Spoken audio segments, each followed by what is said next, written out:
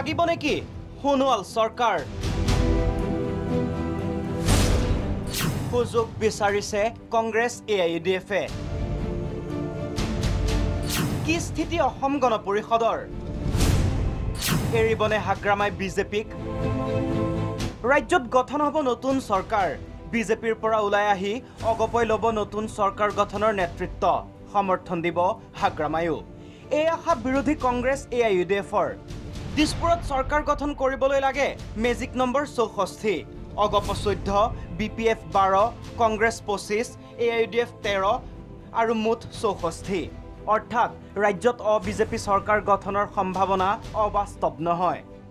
শেহতীয়াভাৱে নাগৰিকত্ব সংশোধনী বিধেয়কক লৈ অগপ বিজেপিৰ মাজত চলা সংঘাতৰ সুযোগ ল'বলৈ কংগ্ৰেছ AIUDF-এ প্ৰচাৰ কৰিছে এই ফৰ্মুলা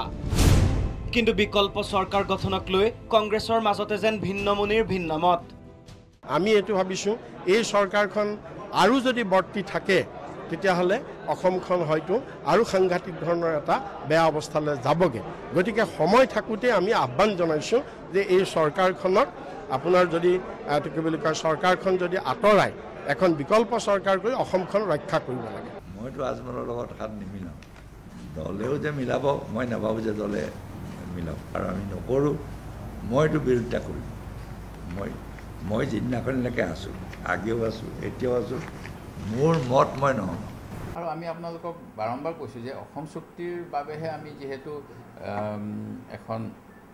বিকল্প চৰকাৰৰ কথা কৈছোঁ এই ক্ষেত্ৰত অসম গণ পৰিষদ দলে কাক লৈ কৰিব পাৰে সেইটো আমি বলটো তেখেতসকলৰ ওপৰত এৰি দিছোঁ নতুন চৰকাৰ গঠনৰ বাবে AIUDF-এ আকৌ উচতনি দিলে মুখ্যমন্ত্ৰী সোণোৱালক এই মুহূৰ্তত কেইবাটাও সমীকৰণ আগত আহিছিলে এটা হ'ল যে মুখ্যমন্ত্ৰী সৰ্বানন্দ সোণোৱাল ডাঙৰীয়া তেখেত যদি একাংশ বিজেপি বিধায়কক লৈ ওলাই আহে অৰ্থাৎ দিল্লীৰ সিদ্ধান্ত দিল্লীয়ে জাপি দিব বিচৰা সিদ্ধান্তৰ প্ৰতিবাদত তেখেত যদি ওলাই আহে তেনেহ'লে সেইটো এটা বিকল্প হ'ব পাৰে বা আমাৰ অগপ দলৰ পৰা আজি এই প্ৰাক্তন মুখ্যমন্ত্ৰী প্ৰফুল্ল কুমাৰ মহন্ত হওক বা অতুল বৰাই হওক বা তেখেতসকলে প্ৰক্ষেপ কৰা অন্য কোনোবা এগৰাকী প্ৰাৰ্থীয়ে হওক বা হ'ব পাৰে যদি BPF-ৰ পৰাও যদি হয় আমাৰ যদি হাগ্ৰামা মহিলাৰী হওক বা তেখেতসকলে জাপি দিয়া অন্য কোনো নেতা হওক কথা হ'ল যে সকলো দলে মানি ল'ব পৰা এগৰাকী নেতা হ'লেই হ'ল কিন্তু সুবিধাবাদী হাগ্ৰামা বাহিনীয়ে ইতিমধ্যে নাকচ কৰিলে কংগ্ৰেছ AIUDF-ৰ ফৰ্মুলা